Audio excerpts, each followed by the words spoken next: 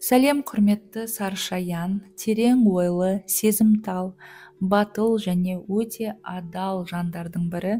Бұл сіздің 2025 жылдың наурыз айына арналған астрологиялық болжам. Бұл айда бізде екі затмение болады наурыз айында. Біреуі айдың ортасында және айдың соңында. Және кейбір планеталар ретроградты қозғалыста болады. Бұның бәрі сіздің өміріңізге үлкен өзгерістер әкелуі мүмкін. Әсіресе денсаулық, күнделікті өміріңізге байланысты маңызды шешімдер қабылдай аласыз. Бірақ наурыздың әрбір датасына тоқталмас бұрын, қымбатты достар, мен сіздерге ұлыстың ұлы күні наурыз мейрамы келе жатырған құтты болсын деймін. Бұл көктем мерекесі жаңа бастамаларға, молшылық пен берекеге толы болсын.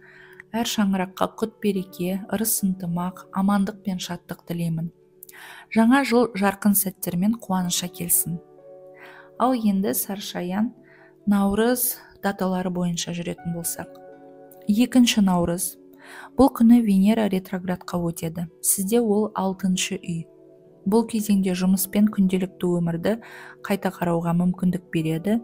Сіз жұмыс орныңызды жайлы ету дегенде жаңағы организация, пространство деп айтады ғой. Мысалы, жұмыс орнында мүмкін перестановка, мебельді басқаша қоясыз ба, әлде гүл апарып қоясыз ба, немесе отырған орныңызды, үстелді ауыстырасыз ба, яғни перестановкалар жасауға болады. Оның бәрі сіздің көңіл күйіңізге әсерін тигізуі мүмкін.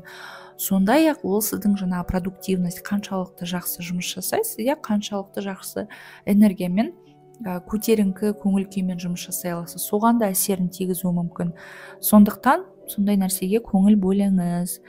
Денсаулықтан басқа, жалпы айтқанда, өмір салтыңызды жақсарту туралы ойлана бастайсыз. Мүмкін егерде бір жаман қасиеттер болса, мысалы темекі шегу, немесе ішімдікті, мысалы тек қана мейрамдарда емес, одан жиі ішетін шығарсыз, немесе басқа да бір жаман қасиеттер болса, арылғыңыз келетін, соларды қазір жаңа өмір бастап, сондай нәрселерді күнделікті сізге жаман әсер тигізетін сондай нәрселерді артта қалдыруға, сол туралы ойланып бастау керек қазір. Эмоциялық және физикалық күйіңізді реттеу керек. Өйткені бұл кезеңде бұрынғы мәселелер қайталануы мүмкін. Сол туралы да ойланыңыз. 3-14 наурыз. Меркурий Овен белгісіне өтеді. Қайтадан сіздің 6 үйде. Бұл өнімділік пен жаңа идеялардың кезеңі, продуктивность деп айтқандай, сіз жұмыс орнында жаңа ұсыныстар жасауыңыз мүмкін, және жаңа әдістерді сынап көруіңіз мүмкін.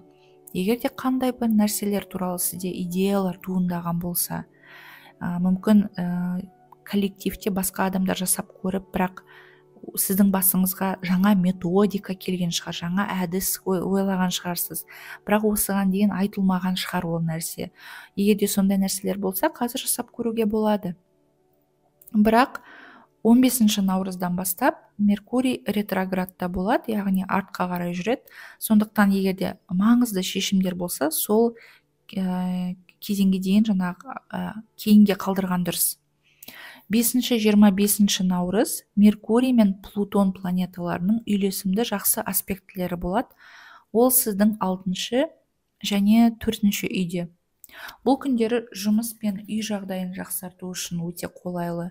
Егер жөндеу жұмыстары болса, немесе көшуді жоспарлап жүрсеңіз, осы күндер өте сәтті болмақ. 8 наурыз күн мен Марс планетасының үйлесімі. Ол сізде 5 және 9 үйде. Бұл күні шығармашылық, махаббат, саяхатқа қатысты мүмкіндіктер болады. 9 үй бізде өте жиі саяхаттар береді. Мүмкін командировка шығар, мүмкін шетелде оқуға барып келу. Сонымен қатар балалармен қарым-қатынасты нығайтуға, немесе себебі 5 үй ол бізде семья, отбасы, бала-шаға және жаңа қызықты жобаларды бастауға қолайлы күн. 12 наурыз күн мен Сатурн планетасының бірігуі. қайтадан сіздің 5-ші үйде. Бұл сіздің жауапкершілік деңгейіңізді арттыратын маңызды кезең. Әсіресе жаңа жобаларда, қарым-қатынасқа немесе шығармашылық идеяларға ұзақ мерзімді, яғни долгосрочный көзқараспен қарау қажет. 14 наурыз, бірінші затмение, айдың тұтылуы. Бұл сізде 11-ші үйде болады. Бұл затмение сіздің болашақ жоспарларыңызды, достарыңызды және әлеуметтік байланыстарыңызды өзгертеді. Өзіңіздің кіммен қарым-қатынаста болғыңыз келетінін нақтылайтын кез келді. Сондықтан араңызда немесе жан-жағыңыздағы адамдарды кіммен сіз дос болып жүрсіз, кіммен сіз кездесіп жүрсіз, кімге сіз мүмкін көп ашылып жүрсіз, жан-жағыңыздағы адамдарды қазір сондай ревизия өткізуге болады. 20 наурыз, күн планетасы Овен белгісіне өтеді. Ол сіздің 6-шы үйде. 6-шы үй бізде денсаулық үйі. Жаңа жұмыс мүмкіндіктері де болуы мүмкін, және денсаулыққа да көңіл бөлудің кезеңі. Бұл уақытта сіз жаңа жаттығу бағдарламасын бастай аласыз, яғни жаңа тренировка, мүмкін абонемент аласыз, спортпен айналысасыз, немесе фитнес болсын. Әсіресе қазір наурыздың өзі де біздер үшін, қазақтар үшін енді жаңа жыл ғой. Жаңа жыл, жаңағы понедельниктен бастаймын деп айтпақшы, дүйсенбіден жаңағы немесе 1-нен бастап, немесе жаңа жылдан бастап жаңа өмір деп пландар қоямыз, мақсаттар қоямыз өзімізге, арықтаймын, бүйтем, сөйтем деп. Сол сияқты сондай нәрселерге қазір жақсы уақыт. Сондықтан егер де спортпен айналысатын болсаңыз, салмақ түсіретін болсаңыз, қазір бастасаңыз, сізде ұзаққа баруыңыз, ұзаққа баратыныңыздың мүмкіндігі көптеу болады.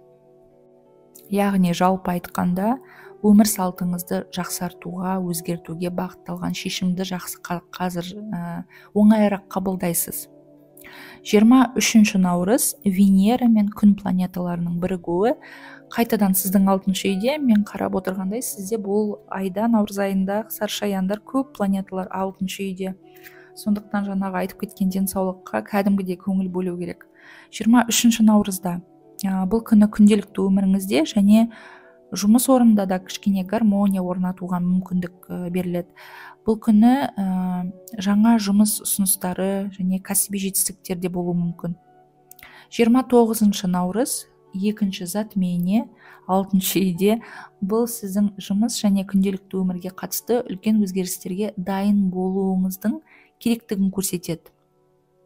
Яғни кейбір нәрселер, кейбір ойлар, озарение деп айтады ғой, басыңызға кәдімгі анық көруіңіз мүмкін кейбір идеяларды осындай күндері. Егер сіз жаңа карьера жолын іздесеңіз, немесе оқуға түсуді ойлап жүрсеңіз, бұл өзгерістерге жаңағы қадам басу үшін қазір ең қолайлы уақыт. 30 наурызда Нептун планетасының Овен белгісіне өтуі. Бұл күнделікті өмір, жұмыста шығармашылық пен рухани даму кезеңінің басталуы. Егер сіз жұмысыңызда жаңағы еркіндікті көбірек қажет етсеңіз, қазір осындай өзгерістерге қолайлы уақыт. Еркіндік деп айтқанда, мүмкін сіз бөлек жеке жоба жасағыңыз келетін шығар, немесе сізге басқа график керек шығар. Мүмкін сіз қазір басшылыққа барып басқа график сұрай аласыз, немесе гибридті график сұрай аласыз. Жасап көріңіз. Қорытындылағанда 2025 жылдың наурыз айы саршаяндар үшін мүмкіндіктерге толы, өзін-өзі дамыту кезеңі, денсаулықпен жаңағы өмір салтын өзгерту кезеңі. Жұмыспен күнделікті өмірге қатысты маңызды шешімдер көп болады. Ай мен күн тұтылуы, жаңағы новолуние, затмение, қарым-қатынастар мен болашақ жоспарларға айтарлықтай әсер етеді. Ең бастысы, өзіңізге сеніңіз, өз түйсігіңізге құлақ асыңыз және өзгерістерге ашық болыңыз. Бұл жолды жорамал сіздің солнечный знак бойынша жасалған. Дәл әрі толық ақпарат алу үшін асцендент белгіңіз бойынша да қараңыз. Оны қалай табу керек екені осы арнада асцендент туралы видеода бар.